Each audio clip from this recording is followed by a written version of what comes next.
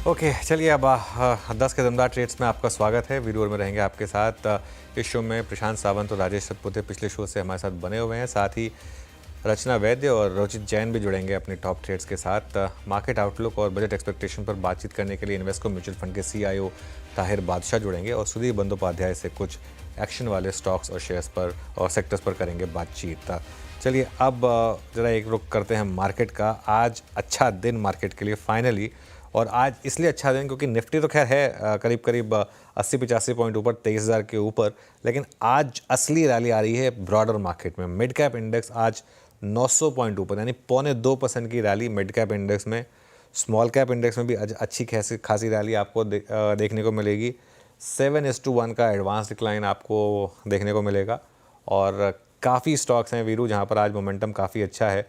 चाहे आप TVS motor देखें, सीजी पावर देखें, परसिस्टेंट देखें, Exide, IEX, supreme industries, list बड़ी है।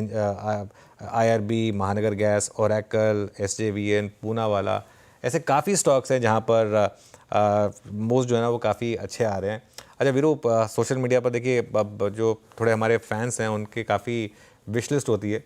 उनमें से एक ने मुझे रिक्वेस्ट की है कि अब ये लुक एक तो क्लीन शेवन ही रखो और दूसरा ग्रीन जैकेट बार बार पहनने की कोशिश करो। मैं कह रहा हूँ अगर इससे अगर मार्केट चलेगा तो मैं 5 दिन ग्रीन पहनने को तैयार हूँ, अगर सिर्फ अटायर ग्रीन रखने से अगर मार्केट चलने को तैयार है तो। लेकिन बहुत दिनों के बाद ऐसी स्क्रीन दिखाई दे रही है जो थोड़ा सा आंखों को सुकून दे रही है, वरना अब तक हम पिछले 3-4 महीने में ऐसी स्क्रीन देखने को आंखें तरस गई थी बेसिकली। ग्रीन से चलने लगा तनुज एक काम करेंगे, पूरी टीम के लिए थान कटवा लेंगे, है ना? अगर ऐसा हुआ तो बिल्कुल थोड़ा मूड माहौल अच्छा हो जाता है, मतलब मार्केट इस तरीके से अच्छा चले ना, अगर स्मॉल कैप मिड कैप थोड़ी रिकवरी आए, थोड़ा रिटेल का पोर्टफोलियो थोड़ा चमके, थोड़ा सा उनके लॉसेस कम हो और थोड़ा सा इस चीज़ से थोड़ा सा अच्छा लगता है बेसिकली। बिल्कुल। हरा रंग सबको भाता है और हरा रंग बाजार में समृद्धि का एक सूचक होता है। खैर चलिए अब एक काम करते हैं, ट्रेड्स पे आते हैं और पैनल आपकी स्क्रीन पे जिनसे हम ट्रेड पिक करेंगे। फ्रेश पर्सपेक्टिव लेके रचना जी हमारे साथ जुड़ चुकी हैं और रुचित जैन। आप सभी को नमस्कार, कार्यक्रम में स्वागत है। रचना जी, आपके 2 ट्रेड्स इस वक्त के। जी गुड मॉर्निंग। और मेरे इस वक्त के जो 2 ट्रेड्स रहेंगे उसमें एक रहेगा एलटीटीएस। एलटीटीएस के फ्यूचर्स को हम लॉन्ग करेंगे और यहाँ पे 5362 के करीब प्राइस है। अगर 5300 अगर फ्यूचर्स पे होल्ड कर जाएगा तो अपसाइड पे हम 5420 एंड इवन 5520 की तरफ जा सकते हैं विद इन अ डे और 2। तो एक लॉन्ग इसमें रखेंगे और दूसरा जो हमारा लॉन्ग साइड पे ट्रेड रहेगा that will be in supreme industries. Supreme industries में ये सारे के सारे फरवरी के लेवल से by the way. Supreme industries में 3800 के करीब प्राइस है। अगर 3700 होल्ड कर गया तो यहाँ पे हम 3900 एंड इवन 4000 की तरफ विद इन 2 to 3 डेज जा सकते हैं। ओके, चलिए अब चलते हैं रुचित के पास। Ruchit good morning. रुचित बताइए आपकी ट्रेड्स क्या रहेंगी आज की? जी नमस्ते, वेरी गुड मॉर्निंग। 2 स्टॉक से खरीदारी की साइड। सबसे पहले स्टॉक मेरा रहेगा जेके सीमेंट, जहाँ पे खरीदारी की सलाह है। तो पिछले कुछ समय में हमने एक अच्छा कंसोलिडेशन स्टॉक में देखा है और एक टेक्निकली एक कप एंड हैंडल पैटर्न का फॉर्मेशन हुआ है जिसका ब्रेकआउट आज के ट्रेडिंग सेशन में स्टॉक में आ रहा है। और पिछले कुछ दिनों में भी हमने देखा है कि जितनी मार्केट में रिलेटिवली करेक्शन हुआ है उसके कंपैरेटिवली में ये स्टॉक ने काफ़ी अच्छी रिलेटिव स्ट्रेंथ इस करेक्टिव फेज में दिखाई है। तो करंट लेवल्स पे 4800 के स्टॉप लॉस से जेके सीमेंट में खरीदारी की सलाह रहेगी। 5000 के अराउंड के टारगेट से स्टॉक में एक्सपेक्ट कर सकते हैं। और एक पुलबैक मूव के लिए जियो फाइनेंस में खरीदारी की सलाह रहेगी। हमने देखा है कि पिछले कुछ समय में काफ़ी शार्प करेक्शन ये स्टॉक में आया है, लगभग 340 से लेके बिना कोई पुलबैक मूव के 230 तक आ गया है। मोमेंटम रीडिंग्स काफ़ी ओवरसोल्ड है, कल इनसाइड बार का पैटर्न हुआ है। सो ये ओवरसोल्ड सेटअप्स को रिलीव करने के लिए हमें लग रहा है एक पुलबैक मूव स्टॉक में रहेगा। तो करंट लेवल्स पे जियो फाइनेंस में भी खरीदारी करें। 227 के स्टॉप लॉस से 252 के अराउंड के टारगेट्स इस पुलबैक में एक्सपेक्ट कर सकते हैं। चलिए, तो ये इस समय जियो फाइनेंस पर एक ट्रेड, ध्यान रखिए कोई ट्रेड ले रहे हैं तो एक फाइनेंशियल एडवाइजर से इंडिपेंडेंट राय ज़रूर लीजिएगा, क्योंकि जिस चैनल पर आपने ये व्यू सुना उस चैनल का ओनर है रिलायंस इंडस्ट्रीज़, जियो फाइनेंशियल के भी ओनर वही हैं। चलिए अब मैं एक स्टॉक मेरे रडार पर आया था, वो उसकी बात करने वाला था, लेकिन उससे पहले आईटीसी होटल्स, हाँ आईटीसी होटल्स की लिस्टिंग हो गई और थोड़ी फीकी लिस्टिंग हुई है जितना पहले एनालिस्ट ने इसकी वैल्यूएशन दी थी। देखिए सिंपल शब्दों में समझा जाए तो आईटीसी के शेयर्स आपके पास अगर थे तो 18 रुपए के करीब की अब आपकी वैल्यू उस होटल बिजनेस से मिल रही है आपको, क्योंकि हर 10 शेयर पे आपको एक शेयर मिला था आईटीसी होटल्स का, तो 180 का मतलब 18 रुपये आपके सम ऑफ द पार्ट्स में उतना था। अब एक बार आईटी से ले आइए ज़रा स्क्रीन पर, आईटीसी कहाँ ट्रेड कर रहा है, अब उसमें आप 18 रुपये बेसिकली जोड़ दीजिए। तो अगर आपने ये डीमर्जर से पहले स्टॉक लिया हुआ है तो अब आपकी वैल्यू टेक्निकली उस आईटीसी के शेयर की 451 452 रुपये। इसको सिंपल शब्दों में समझे तो इस तरीके से समझा जाए। निफ्टी पिकअप कर रहा है, अब 100 पॉइंट ऊपर निफ्टी है, 23,050 23,060 के ऊपर निकलता हुआ। और बैंक निफ्टी भी एक बार कोशिश कर रहा है वापस 49,000 क्रॉस करने की। और इनफैक्ट एक बार बैंक निफ्टी का इंटरडे लेकर आइए ज़रा। सुबह का ओपन हाई था 49,065, अगर हमने 49,065 क्रॉस किया तो मुझे लग रहा है कि बैंक निफ्टी में शायद फिर तेज़ी तूल पकड़ेगी और 300-400 पॉइंट आपको मिल सकते हैं। लेकिन उसके लिए सुबह का हाई जो था ओपन हाई उसको क्रॉस करना ज़रूरी होगा। 49,065 का वो हाई था। लेकिन क्योंकि आज मार्केट का मूड माहौल अच्छा है और मिड कैप अच्छा कर रहे हैं, हो सकता है एक बार मार्केट वो करने के मूड में आए। काफ़ी बीट एंड डाउन स्टॉक्स में रैली है। पॉली कैप देखिए आप ज़रा एक बार स्क्रीन पर, पॉली कैप में अच्छा मोमेंटम है इस समय। इंडियन बैंक, पीएसयू बैंकों में यहाँ पर अच्छा मूव है। एबी कैपिटल यहाँ पर भी अच्छे मूव्स है। चलिए बाकी के ट्रेड्स पिक करते हैं। अब राजेश जी आपकी दो ट्रेड्स। अनुज जी, देखिए पहला ट्रेड होगा अपोलो टायर पे। मुझे लगता है एक स्विंग अच्छा मिलेगा, और आपने बिल्कुल सही कहा, ये आज मुझे लगता है ओवरसोल्ड वाला रिलीफ रैली वाला प्ले ज्यादा मिल रहा है, तो मिड कैप पे ही थोड़ा फोकस रखे। अपोलो टायर बाय रहेगा, स्टॉप लॉस रहेगा 422 का, मेरा टारगेट है 445 का। सेकंड बाय कॉल रहेगा वोल्टास पे। मुझे लगता है बहुत ज्यादा पिटाई हो चुकी है इस पूरे सेक्टर में, तो वोल्टास देखिए बाय करें। स्टॉप लॉस होगा 1425 का, और अनुज जी जो टारगेट दिखता है वो रहेगा 1500 1520 का। ओके, वोल्टास आपकी बाय कॉल है। प्रशांत आपके दो ट्रेड। तो वीरू जी, यहाँ पे यूपीएल मुझे काफी अच्छा लग रहा है, काफी दिनों बाद इनफैक्ट बाय साइड पे मैं इसको रेकमेंड कर रहा हूँ। स्टॉप लॉस होगा 534, 534 स्पॉट लेवल, टारगेट होगा 570 से लेके 575, 570 575। दूसरा स्टॉक होगा एयू बैंक। हम अगर इस स्टॉक को स्टडी करें तो टिपिकली ये एक्सपायरी के वक्त एक अच्छी स्पाइक देता है, तो यहाँ पे मुझे लग रहा है कि 584 584 स्टॉप लॉस रख के बाय करने की सलाह होगी, और टारगेट होगा 615 615। ओके, तो ये इस समय एयू बैंक पर व्यू आता हुआ। बहुत स्टॉक्स हैं एक्चुअली जहाँ पर अब फ्रेश ब्रेकआउट आप स्पॉट कर रहे हैं। इनमें से एक दो को रिविज़िट करते हैं। एक बार सुप्रीम इंडस्ट्रीज़ देखते हैं। बहुत कम बात करते हैं हम स्टॉक की, लेकिन ध्यान रखिएगा अब ये भी एफ.एन.ओ. का स्टॉक है। हाई टिकट स्टॉक है, इसके लिए शायद उसमें ट्रेड्स उतने नहीं होते हैं, लेकिन करीब करीब 5% ऊपर इस समय आपको ट्रेड करता हुआ दिखाई देगा। और दूसरा स्टॉक जो हमने पिक किया था IEX, एक बार उसको भी रिविज़िट कर लेते हैं। राजेश जी, IEX अब करीब करीब 6% के करीब का मूव आता हुआ स्टॉक में डे हाई पर। कोई फ्रेश व्यू इस स्टॉक पर? अनुज जी बहुत बढ़िया, और आपने टाइमली पिक किया था। दो चीजें मुझे यहाँ पे अच्छी लगी।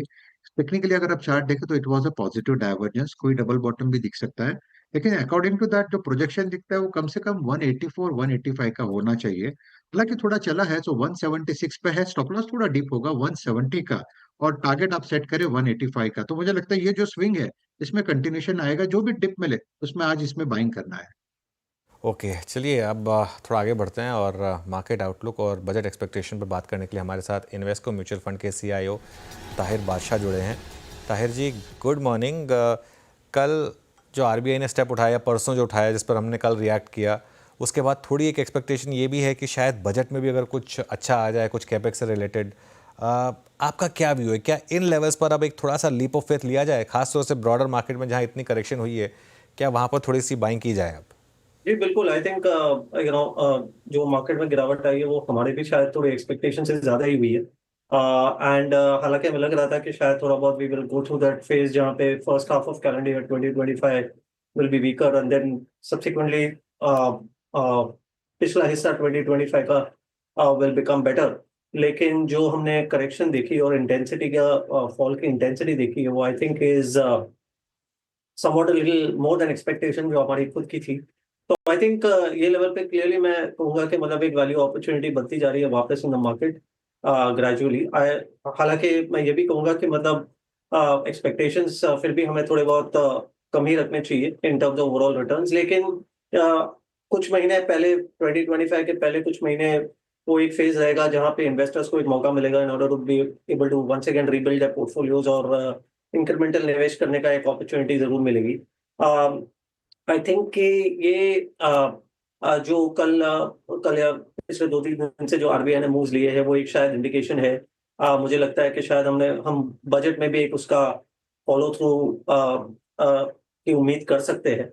क्योंकि बेसिकली आई थिंक जो ग्रोथ में हमने थोड़ी बहुत खिंचावट दिखी है पिछले कुछ क्वार्टर्स से, I think is a result of the constrained liquidity as well as जो हमने पूरा थोड़ा माहौल को जो थोड़ा टाइटन कर दिया है in terms of overall growth, चाहे वो फिस्कल डेफिसिट के रूप में हो या चाहे वो रेगुलेशन के रूप में हो। मुझे लगता है कि उसको थोड़ा बहुत लूजन अप करने की जरूरत पड़ेगी और शायद आरबीआई ने वो फर्स्ट स्टेप अपनी तरफ से लिया है।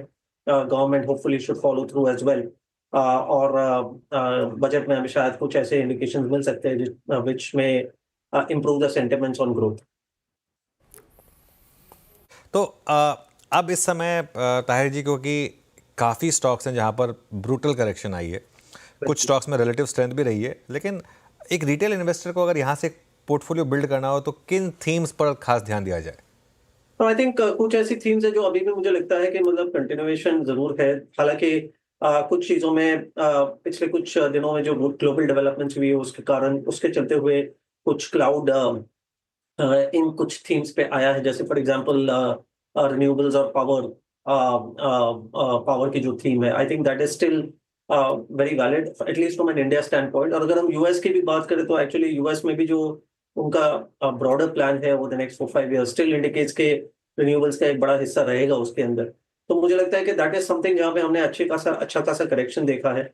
कुछ उसके जुड़ी हुई जो थीम्स है, जैसे कि फॉर एग्जांपल जो रिन्यूएबल्स अगर एक अच्छा प्रपोर्शन होना है अपनी पूरी पावर मिक्स के अंदर, तो उससे जुड़े हुए जो ट्रांसमिशन लिंक्ड कंपनीज है उनको क्या उनको क्या बेनिफिट हो सकता है, वो एक थीम मुझे लगता है अभी भी वैलिड है। मुझे लगता है कि for example manufacturing, I think वहां पे भी हमें काफी हद तक गिरावट देखी है। वो भी हमारे लिए जरूरी है and I don't think it gets significantly विशिएटेड।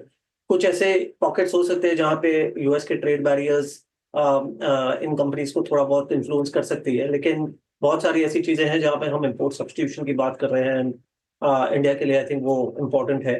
I would say similarly defence जो एक बड़ा हिस्सा रहा है अपनी मार्केट का and for the economy over the last 2-3 years, वो एक बड़ा हिस्सा हो सकता है। मुझे लगता है कि वहाँ पे अभी भी हमें इन्वेस्ट करने की और इम्पोर्ट सब्स्टिट्यूट करने की और इवन एक्सपोर्ट्स की अपॉर्चुनिटी वहाँ पे हमें मिल सकती है। वहाँ पे भी हमने एक ब्रूटल करेक्शन देखा है in many of the defence names. So I think वो एक जो थीम है वो भी मेरे हिसाब से अभी भी वैलिड है और जहाँ पे हमने वैल्यूएशन अगर हमें सस्ते मिल रहे हैं तो आई थिंक निवेशकों के लिए वो एक ये ऐसी कुछ अपॉर्चुनिटीज हो सकती है इन माय व्यू।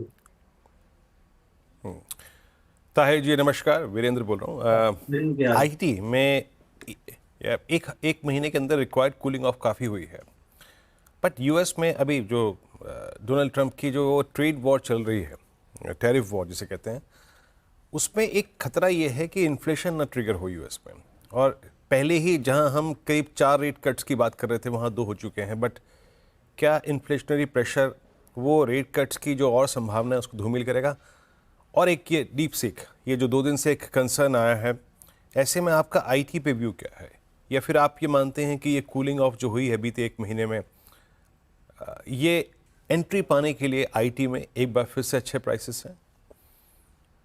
तो वीरू जी, यहाँ पे आपकी बात सही है कि इन्फ्लेशन एक खतरे की चीज है at least as far the US is concern and particularly क्योंकि उन्होंने already 2-3 round of rate cuts already कर चुके हैं, तो उनके लिए बहुत इंपॉर्टेंट है कि वो इन्फ्लेशन को अंडर कंट्रोल रखे। और ये जो उनकी ट्रेड पॉलिसीज में जो वो चेंजेस लाना चाहते हैं वो उनके लिए मुझे लगता है बहुत आसान नहीं होगा। एंड आई थिंक दोनों चीज नहीं हो सकती। वहाँ की एडमिनिस्ट्रेशन ये भी चाहती है कि इन्फ्लेशन और इंटरेस्ट रेट्स और काटे जाए, तो I think there is a conflict, inherent conflict out there. लेकिन ये बात ध्यान रखनी from an IT standpoint, मुझे लगता है कि हालांकि यील्ड्स जरूर ऊपर है लेकिन US is also on a decent growth trajectory.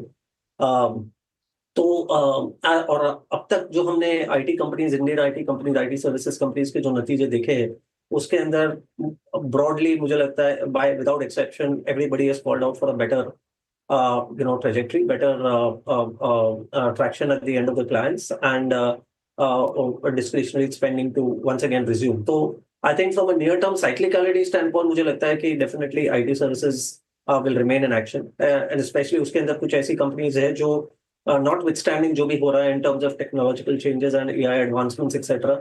मुझे लगता है कि they will be beneficiaries.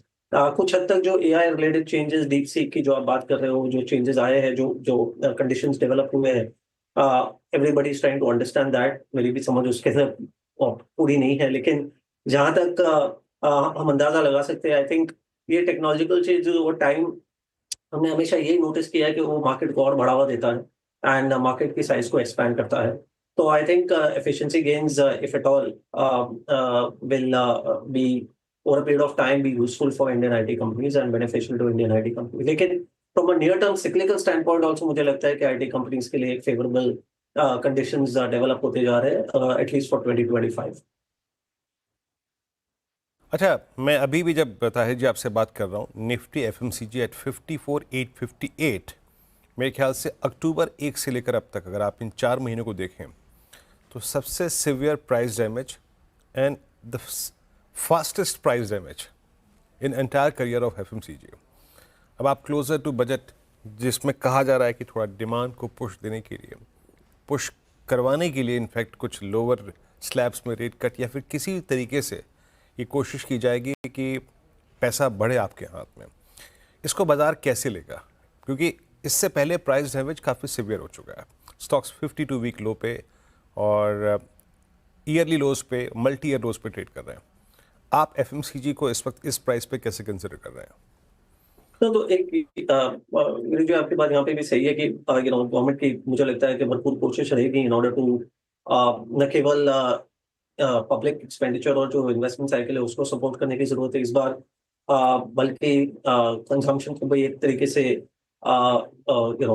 Lift करने की नौबत अभी आ गई है। आई थिंक 2-3 साल से हमने देखा है कि उसमें दबाव रहा है, और कोशिश ये रहेगी कि डायरेक्ट सपोर्ट न देकर हाउस होल्ड इनकम्स को किस तरीके से बढ़ावा दिया जाए, और इसलिए ऑफ कोर्स टैक्सेशन में कुछ एक्सपेक्टेशंस डेफिनेटली मुझे लगता है कि मार्केट रखेगा, और शायद अगर वो कुछ रीजनेबल मैग्नीट्यूड का होता है तो मुझे लगता है कि many of these names at least from a trade perspective एक उछाल जरूर हमें देखने मिलेगा आफ्टर द बजट, मिल सकता है आफ्टर द बजट। लेकिन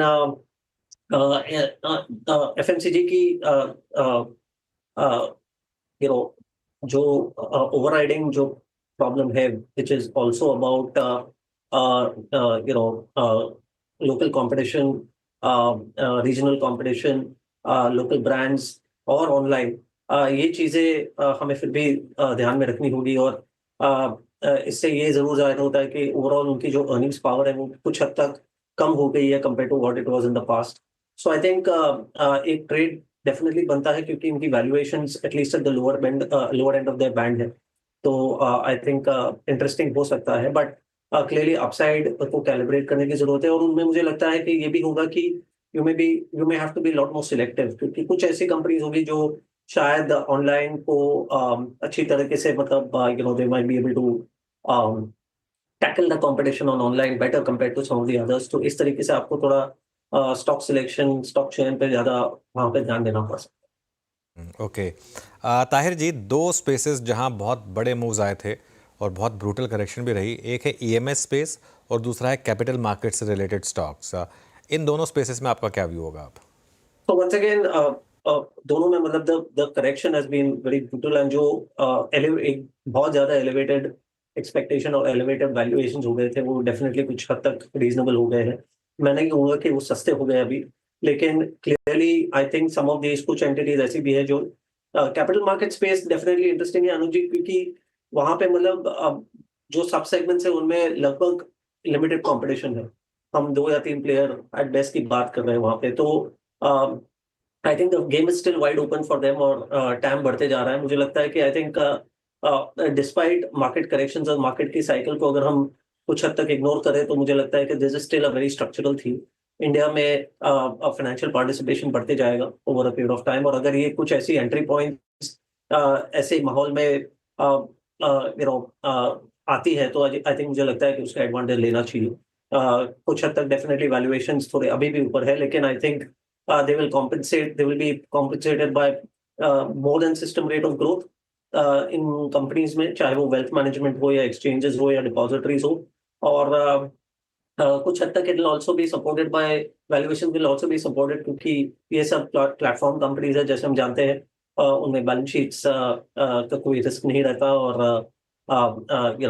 return on equities बहुत strong होते हैं. तो I think ये clearly एक space देखनी चाहिए.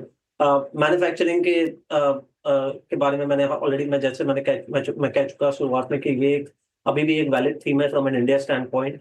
और ये सेगमेंट में भी कुछ हद तक ऐसे ही होते जा रहा है जहाँ पे मतलब we seen a very strong correction और वैल्यूएशंस अब कुछ हद तक रीजनेबल है. Again this is the space जहाँ पे इंडिया में मतलब growth I think will be lot stronger compare to system rate of growth. तो अगर आप ग्रोथ फोकस्ड इन्वेस्टर हो तो बियॉन्ड अ पर्टिकुलर पॉइंट ये कुछ ऐसे सेगमेंट्स है जहाँ से आप अपना ध्यान नहीं हटा पाओगे. These will be companies which will deliver much ahead of system rate of growth on. कुछ ऐसे वैल्यूएशंस होंगे जहाँ पे आपको डेफिनेटली उनके बारे में वापस सोचने की जरूरत पड़ जाएगी. ये रही बात बीएससी पर और इनफैक्ट इस पूरे स्पेस पे. और एक लास्ट स्पेस जिसकी बजट से बहुत स्ट्रॉन्ग कनेक्टिविटी सरोकार होता है ताया जी, वो है कैपिटल गुड्स. अब इस बार के प्राइस डैमेज में इस स्पेस में भी काफ़ी प्राइस डैमेज हुआ है. अर्निंग्स भी अगर आप देखें थोड़ी ख़राब थी. कुछ commentaries specially for comments in case of comments थोड़ी सतर्क करने वाली थी.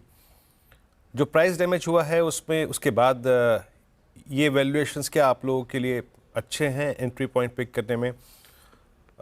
देखिए कैपिटल गुड्स पे आपका टेक क्या है इस वक्त? तो अगेन ये एक ऐसी सेगमेंट है जहाँ पे हमने कुछ हद तक हम फॉर्चुनेट रहे कि हम थोड़ा बहुत हम अपने आप को लाइटन कर पाए थे. न केवल पिछले 2 महीने में, लेकिन हम कहेंगे कि ऑलमोस्ट इलेक्शंस 2024 के बाद हम थोड़ा इस सेगमेंट पे थोड़ा हम कम ध्यान दे रहे थे. मतलब हमने थोड़ी बहुत उसको हमने वहाँ पे, हालांकि वो उससे फिर अभी भी हमारे पोर्टफोलियोज का एक बड़ा हिस्सा है, लेकिन वहाँ पे हमने हमारे ओवरवेट को कम किया था और उसका हम एडवांटेज अब ये करेक्शन के अंदर, जैसे मैंने कहा for example defence is a part of industrial, मैं कहूँगा कि even power related and utilities related जो सेगमेंट्स है और सब सेगमेंट्स है वहाँ पे हमें अपॉर्चुनिटीज वंस अगेन दिखाई देने लग रही है. I think some of the PSU names also have corrected in the industrial space, more particularly defense, कुछ हद तक रेलवेज also. तो आई थिंक ये सब चीजें जो है once again I think are offering better entry points. अभी थोड़ा और हम कंस्ट्रक्टिव होते जा रहे हैं compare to what we were probably say about 7-8 months ago. ताया जी बहुत बहुत शुक्रिया आप इस कार्यक्रम में शामिल हुए. सभी सेक्टर्स पर अपनी राय रखी आपने बजट से पहले. बहुत बहुत शुक्रिया. और कोशिश करेंगे बजट के बाद आपसे तुरंत एक बातचीत हो, बजट पे आपका पर्सपेक्टिव जानने की कोशिश करेंगे. बहुत बहुत शुक्रिया. अब निफ्टी करीब 23,057, वो 23,080 की ट्रेजेक्ट्री को छूने में थोड़ी दिक्कत आती हुई याद रखिएगा. 10 डे में परसिस्ट करता है आज 23,100 के आसपास.